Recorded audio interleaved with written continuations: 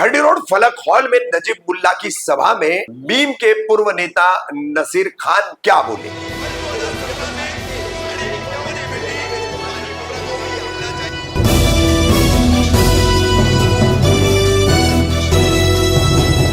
मैं रफीक कामदार हिंदुस्तानी रिपोर्टर में आपका स्वागत है। 4 नवंबर को महायुति राष्ट्रवादी कांग्रेस पार्टी अजीत पवार गुट के उम्मीदवार नजीब मुल्ला इनके प्रचार के लिए जिस सभा का आयोजन किया गया था फलक हॉल खरडी रोड में, तो यहाँ पर बीम के और उससे पहले कांग्रेस के पूर्व नेता रह चुके नसीर खान का भी भाषण हुआ और नसीर खान ने मुमरा कौसा की आवाम को जो है किस तरह से 3 बार के विधायक रह चुके जितेंद्र आवाड़ बेवकूफ समझते हैं और एक शब्द का उन्होंने प्रयोग किया है वो समझते हैं और उसे ही सबसे बड़ी गाली ठहराते हुए बीजेपी का डर दिखाने की बात पर क्या बोले हैं वो भी सुनिए। इससे हम नगर सेवक नहीं है मार्च महीने के बाद, पर एक दिन ऑफिस बंद नहीं था क्योंकि काम का सिलसिला चलता रहना चाहिए।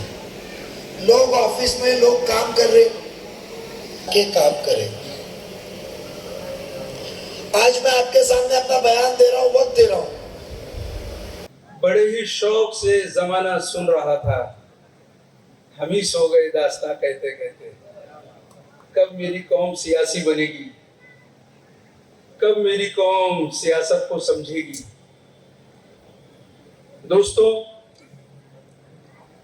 आज मैं पहला प्रोग्राम नजीब भाई के साथ में आपके सामने हाजिर हूं। मैं पिछले 10-12 दिनों से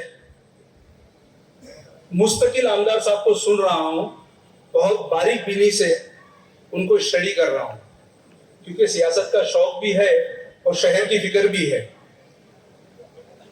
आपको पता है,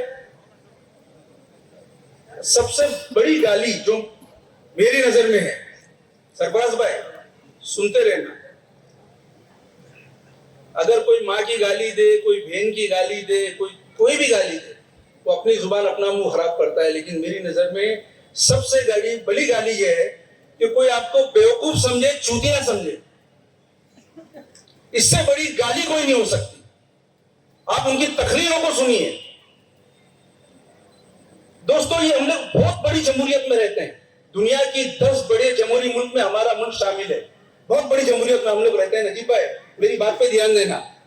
आप मुझे बताओ कि जब से मुल्क आजाद हुआ, जब से हमारा मुल्क आजाद हुआ, जितनी भी पार्लियामेंट चली है, कभी भी कोई 70-75 साल में ऐसा बिल पास हुआ कि दूसरों को चूतिया समझो, बस खुद को शाना समझो तुम, लेकिन हमको बेवकूफ मत समझो। इससे बड़ी गाली कोई नहीं। आप तकरीरों में देखो, बेवकूफी की हद हो गई है। अरे हम लोग इस शहर में 40-40 साल से रह रहे हैं। जिस अभी एक बहन ने बीच में से आवाज लगाई कि नजीब भाई हमारे यहाँ पे पानी नहीं है। तुम डेवलपमेंट की बात करते हो यार, तुम कहते हो तुमने शहर को डेवलप कर दिया। अरे ये पानी के आंदोलन, सलीम भाई यहाँ पे बैठे हुए उमरा के हमारे पुराने साथी है, तकरीबन 35 साल पुराने मेरे दोस्त है। ये अशरफ मुल्लानी, सैयद अली अशरफ, अनवर नूरी 30 साल पहले पानी के लिए आंदोलन करते थे।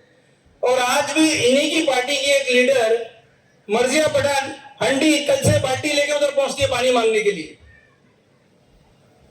ये डेवलपमेंट है? आज तक शहर को पानी नहीं मिला है और यार तुम हजारों करोड़ की बात करते हो। इसलिए मैंने इनसे कहा कि यार लोगों को ना बेवकूफ समझना भी ना जुर्म होना चाहिए इस मुल्क में। इतना बेवकूफ, एक नारा जो पूरे महाराष्ट्र से खत्म हो चुका है तकरीबन, आज भी मुमरा में लगता है, पानी दो वोट लो। आज भी लोग पानी मांग रहे हैं, पानी के एवज में वोट देना चाह रहे हैं।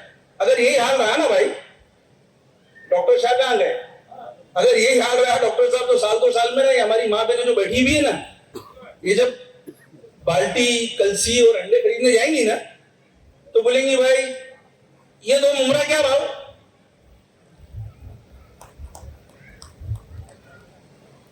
ये 3 का सही भाव लगाओ ना भाई, ये कौसा बोलो क्या भाव देंगे?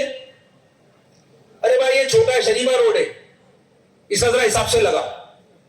मतलब हंडे, कलसी, बाल्टियां जो है ना, ये मुमरा, कौसा, शरीफा रोड, दरगाह रोड, कौसा गांव, घासवाला कंपाउंड, इसके नाम से पहचाने जाएंगे। आज मैं दोस्ती में 7 साल से रहता हूं।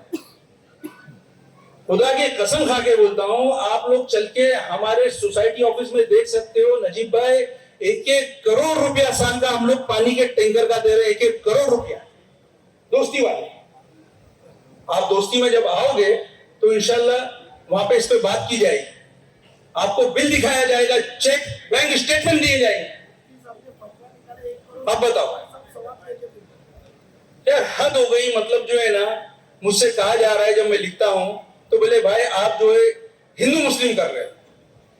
एक साहब का फोन आया, मैंने कहा भाईजान आप मेरे जो भी पोस्ट है उसको ध्यान से पढ़िए, मैं हिंदू मुस्लिम नहीं कर रहा हूं, मैं बाकायदा 100% मुस्लिम मुस्लिम कर रहा हूं, मैं सिर्फ और सिर्फ मुस्लिम मुस्लिम कर रहा हूं।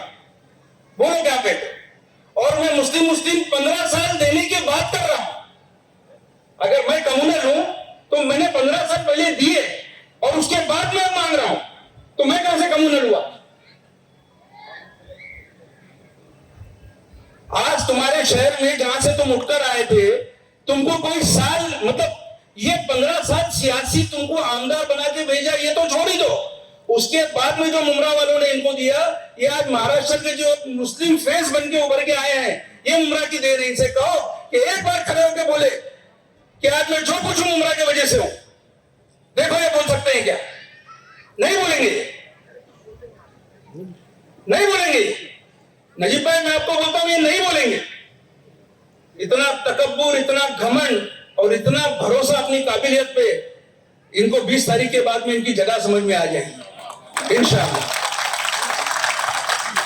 रही बात बीजेपी की, अरे मेरे भाई लोग इतने अवेयर हो चुके हैं, इतने बेदार हो चुके हैं ना, अब तुम हमको बीजेपी से जोड़ो, तुम हमको आरएसएस से जोड़ो, तुम हमको बजरंग दल से जोड़ो। यहां से एक मुस्लिम आमदार महाराष्ट्र में बढ़ के जा रहा है इंशाअल्लाह। जोड़ो जिससे होंगे हमारे को, अब डर नहीं लगता, नहीं लगता डर।